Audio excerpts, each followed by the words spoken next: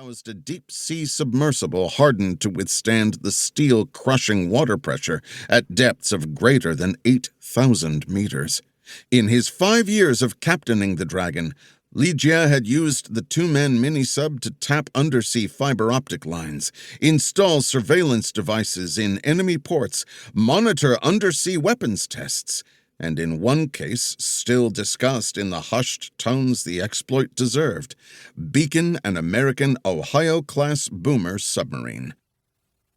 Still, as impressive as these exploits might be, they were but footnotes to the mission the mini-sub had just undertaken, a mission so secretive that for the first time in Li Jie's tenure aboard the Dragon, the crew had been joined by a platoon of men commanded by a single woman.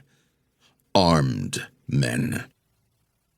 If the hard-looking warriors had hailed from the People's Liberation Army Navy Marine Corps, Li Jie would have still been uneasy, but not terrified. The Marine Corps' Jiaolong Commando Unit, or Sea Dragons, were easily recognizable in their black uniforms and were often tasked to guard Chinese vessels from pirates. But the 20 men now crowding Li Jie's berthing with their assortment of weapons and gear did not hail from any branch of the military.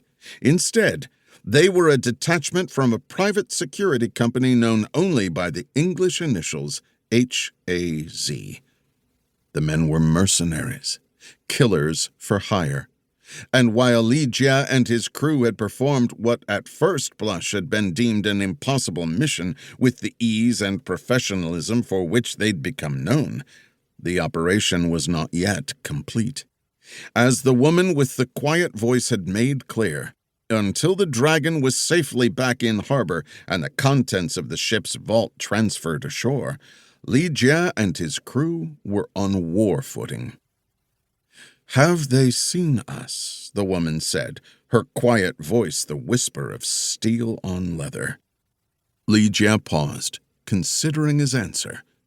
While his years of clandestine service had taught him the need for secrecy, at his core, Li Jie was still a sailor, and the thought of being caught powerless in a typhoon's path was the stuff of nightmares. And yet, at the end of the day, a nightmare was still just a dream, while the woman and her contingent of killers were very much a reality. "I don't know," Li Jie said as another wave crashed over the Dragon's bow. For a moment, the frothing water blurred the windshield, washing away the image of the stricken ship. Then the laboring windshield wipers did their work, and the fishing trawler returned. "We're jamming across the electromagnetic spectrum as per your instructions, but we've detected no RF energy emitting from the trawler. If she has a radar, she isn't using it, and her radios seem to be down as well. Could be that she's a ghost ship. Either way, without enough power for steerage, she won't last long in this storm." The last sentence filled Li Jie with a sense of trepidation, but he added it nonetheless. He was a third-generation sailor and would always be the boy who'd learned about the sea while working alongside his fisherman father. Seeing the lifeless trawler wallowing in the waves clawed at his soul in a way that a non-sailor could never understand. In that moment, the ghost vessel wasn't a Vietnamese-flagged ship. Instead, it represented his uncle and father, desperately trying to bring the engines online before the South China Sea claimed another victim.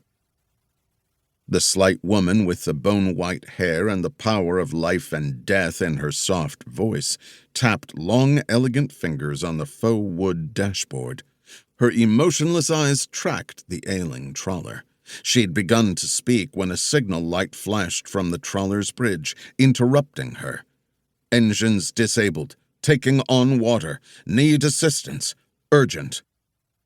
As heartbreaking as the plea was, Li Jie didn't bother translating the flashes for the woman. The fishermen had just sealed their fate. Indeed, the slight woman was already speaking into the small radio she kept fastened to her belt. The radio that linked her to the hulking, scar-faced warrior who commanded the mercenary contingent.